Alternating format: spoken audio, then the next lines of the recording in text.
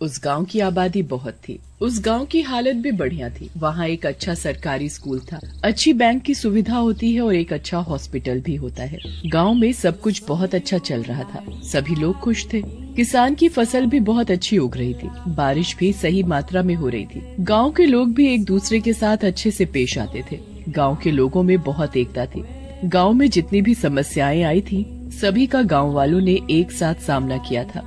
उस गांव में एक लड़की रहा करती थी। उस लड़की का नाम प्रतीक्षा था। प्रतीक्षा पढ़ने में बहुत अच्छी थी। प्रतीक्षा के साथ सिर्फ उसकी माँ ही रहा करती थी। उसकी माँ भी उसकी तरक्की के लिए उसका बहुत साथ देती थी। पूरा गांव प्रतीक्षा के बारे में जानता था। उसकी समझदारी की तारीफ भी खूब करता।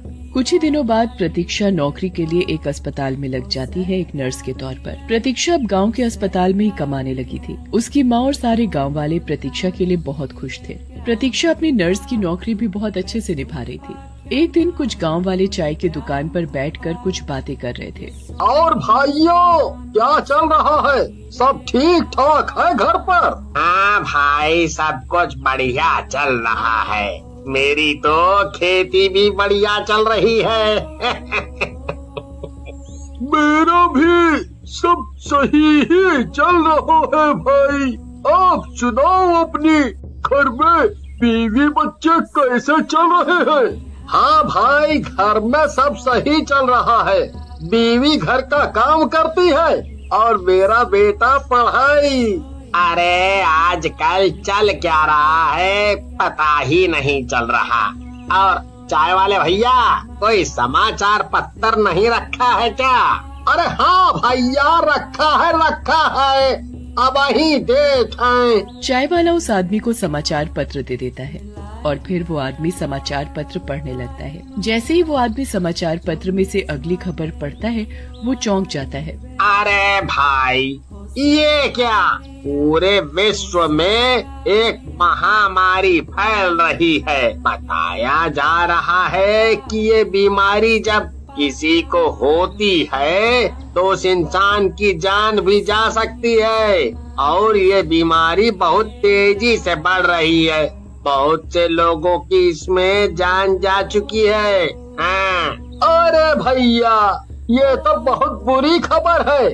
अगर ये बीमारी हमारे गांव में फैल गई तो बड़ी दिक्कत हो जाएगी। हाँ। अरे छोड़ो भाई, क्या महामारी से डर रहे हो? हर बार की तरह इस बार भी समस्या को एक साथ निपटा लेंगे। ऐसे ही ये महामारी की खबर गांव के हर व्यक्ति को पता चल जाती है। धीरे धीरे ये महामारी गांव में भी फैलने लगी। गांव के कुछ लोगों को भी ये बीमारी हो गई थी। ये महामारी अब तेजी से बढ़ने लगी थी।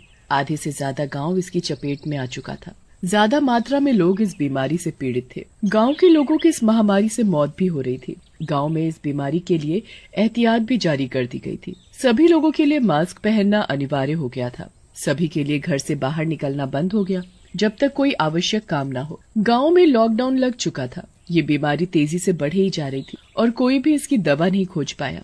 जब प्रतीक्षा को ये बात पता चली तो उसकी भी हॉस्पिटल में जिम्मेदारी और बढ़ गई थी। हे भगवान, ये तो बीमारी बढ़ ही जा रही है। अब मैं क्या करूं? मेरे सामने ही कितने गांव वालों की जान चली गई और मैं कुछ भी नहीं कर पाई। मुझे ये सब देखते हुए बिल्कुल अच्छा नहीं लग रहा।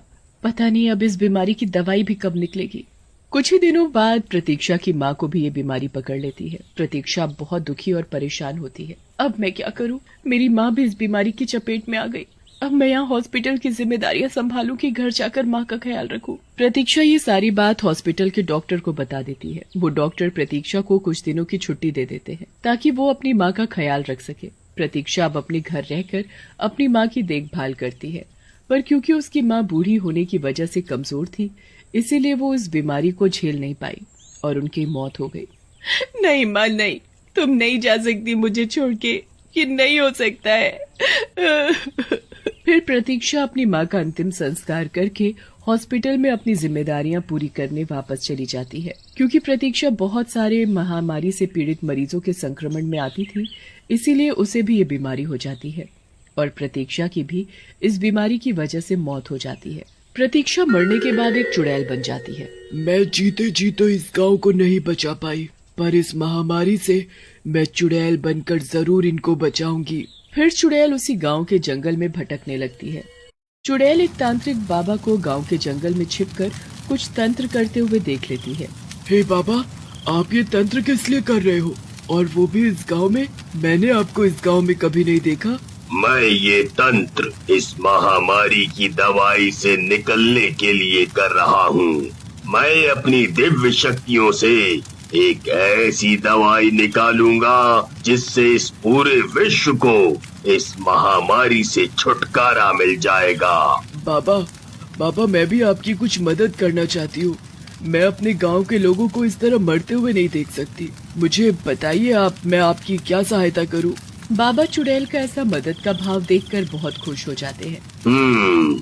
ठीक है, जब ये दवाई तैयार हो जाएगी तब मैं तुम्हें इसकी जिम्मेदारी सौंप दूंगा। मैं तुम्हें एक जादुई इंजेक्शन दूंगा, इससे तुम लोगों को लगाकर ठीक कर सकती हो। चुड़ैल ये सब सुनकर बहुत खुश हो जाती है। जब थोड़े दिनों बाद ही तांत्रिक बाबा वो जादुई इंजेक्शन तैयार कर देते हैं तो वो उस चुड़ैल को दे देते हैं। ये लो, ये जादुई इंजेक्शन अब तुम्हारे हाथ में है। अब तुम इस जादुई इंजेक्शन से लोगों की मदद करो। शुक्रिया बाबा, आपका बहुत बहुत शुक्रिया।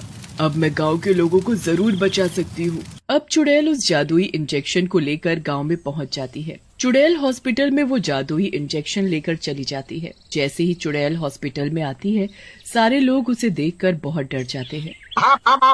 भागो चुड़ैल, चुड़ैल, अरे भागो। चुड़ैल जैसे ही डॉक्टर के पास जाती है तो वो भी उसे देखकर डर जाता है। अरे चुड़ैल, अरे भागो रे यहाँ से, भागो। तभी चुड़ैल उस डॉक्टर को पकड़ लेती है। अगर आप सब लोग मुझे देखकर भागते रहेंगे तो मैं आपकी मदद कैसे करूँगी? आप मुझे कुछ बताने का मौका तो दीजिए। नहीं, मुझे पता है तुम चुड़ैल हो, तुम हम सबको मार दोगी। अरे नहीं, मैं आपको मारने या नुकसान पहुंचाने नहीं आई हूँ। मैं तो आपकी मदद करने आई हूँ। पर आप लोग हो कि मुझसे डरकर भाग रहे हो। एक बार मेरी बात शांति से सुनिए तो सही। तभी सारे लोग चुड़ैल की बात सुनकर एक जगह बैठ जाते हैं और उसकी बात सुनने लगते हैं। मेरे पास एक जादुई इंजेक्शन है जिसकी वजह से लोग इस महामारी से बच सकते हैं। ये इंजेक्शन दिव्य शक्तियों से बना है। आप मुझे एक बार अपनी मदद करने का मौका दीजिए। मुझे पूरा भरोसा है कि इससे गांव वाले जरूर बच सकते हैं। ऐसा कुछ भी नहीं होता। इतने बड़े साइंटिस्ट और डॉक्टर तो इस महामारी की दवाई नहीं ढूंढ पाए, और ये जादुई इंजेक्शन लोगों को बचाएगा। ये सब अंधविश्वास है। मैं मान ही नहीं सकता कि इससे लोगों की जान बच सकती है। तो ठीक है, आप कोई भी महामारी के संक्रमण से पीड़ित मरीज को मेरे सामने ले आइए। मैं उसे ये जादुई इंजेक्शन लगाऊंगी। अगर वो ठीक हो गया तो आप लोगों की मदद करने दोगे, और अगर वो ठीक नहीं हो पाया तो मैं यहाँ से हमेशा के लिए इस जादुई इंजेक्शन को लेकर चली जाऊंगी। डॉक्टर चुड़ैल की बात से सहमत हो जाता है और उसके सामने एक मरीज को ले आता है। चुड़ैल जैसे ही उस मरीज को वो जादुई इंजेक्शन लगाती है तभी उस मरीज की हालत सही होने लगती है, और जब डॉक्टर उस मरीज का टेस्ट करता है तब रिपोर्ट में भी उसके सही होने का रिजल्ट आया हुआ होता है। ये देखकर चुड़ैल बहुत खुश हो जाती है, क्योंकि अब ये मरीज ठीक हो चुका है और अब ये इस महामारी के संक्रमण में दोबारा नहीं आ पाएगा। आप मुझे इस इंजेक्शन से लोगों की मदद करने दीजिए। एक बात बताओ, मरीज इतने सारे हैं और ये एक इंजेक्शन से इतने सारे लोगों की जान कैसे बच सकती है? तभी चुड़ैल उन लोगों को उस तांत्रिक बाबा से मिलवाती है। देखिए, यही है वो जिन्होंने ये जादुई इंजेक्शन मुझे दिया। ये और ऐसी दवा बना सकते हैं, तो आप बेफिक्र रहिए। गांव के सारे लोगों का इलाज होगा और वो भी मुफ्त में। तभी सारे लोग इस काम में जुट जाते हैं। लेकिन एक समस्या और भी थी। चुड़ैल के पास जो भी मरीज जाता तो उल्टे पैर वापस आ जाता, क्योंकि चुड़ैल दिखने में बहुत डरावनी थी।